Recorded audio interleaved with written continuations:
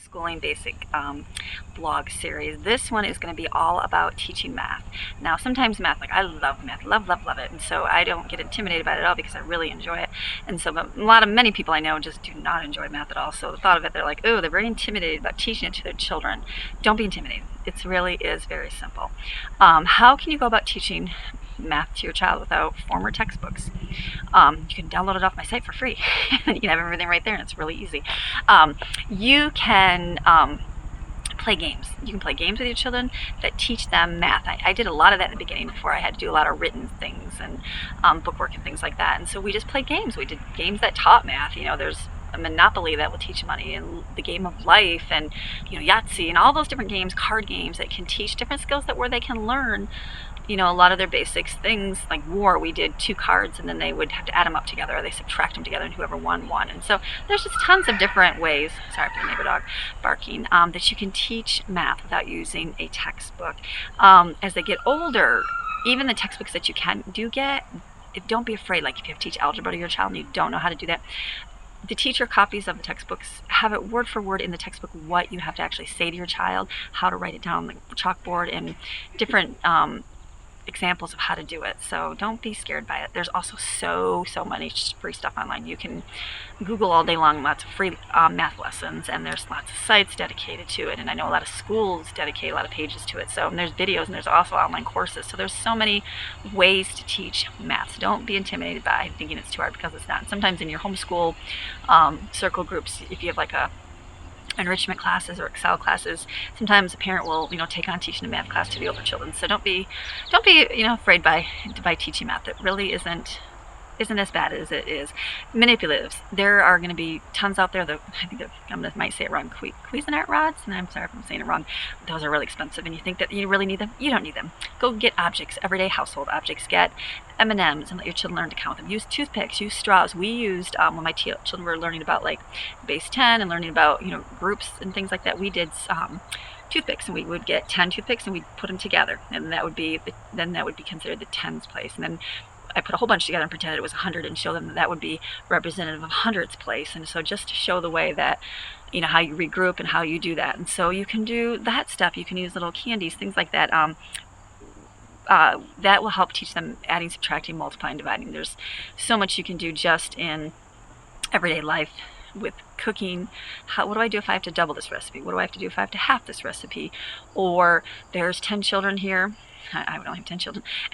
Or there's 2 children here, and each one gets 3 cookies each. How many cookies do I give them?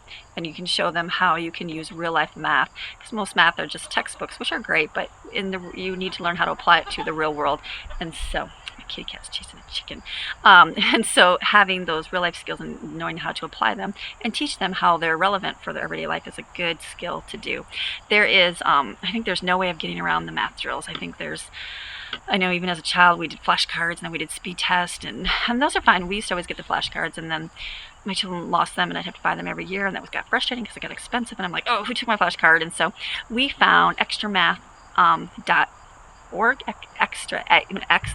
TRAMATH.org, and I listed on my site too, where it's an online, it's free for schools and for just even homeschoolers, and you can sign in as the teacher, and you can set up accounts for your child, and you can choose which either addition, subtraction, multiplication, or division, or a mixture of them that they get to review for the day. And every day they go on. It takes them 5 minutes, and it's great, like on a tablet, I think, because it comes up like a keypad.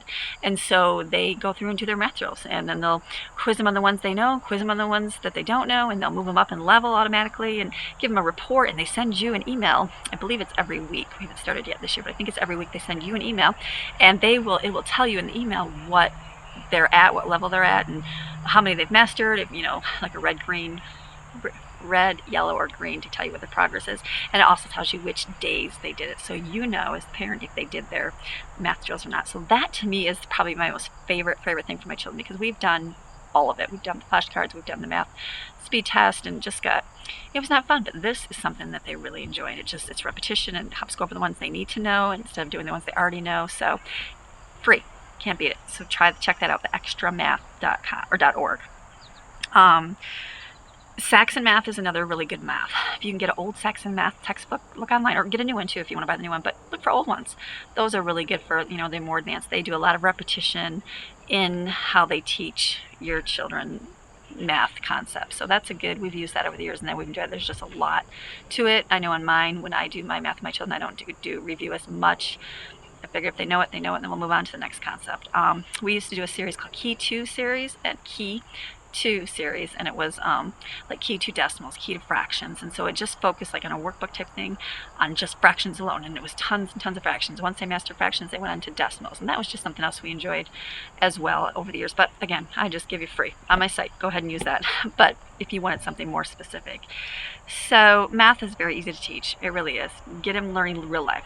Teach them how to do a budget. Teach them how to do shopping. When you go grocery shopping, teach them how to buy a better deal and things like that. There's just so much you can do just with everyday life because you use math all the time. And so the key would be to get them to learn their math facts. I told my children, if you learn these math facts, if you learn that as a basis, that is really all you need to know for your life, because it'll help you with everything. So I said, just get those down. As much as you hate them, you just have to do them and you'll be done. So we do them every day, and then I didn't do it with my older ones till they were older, but now my younger ones, I start them out right away doing it because I have more time to do it and to remind them to do it. So very big key: addition, subtraction, multiplication, division. And once they know that, everything else just kind of goes real fast. So okay, this is all about math. Hope you enjoyed it. See you next time.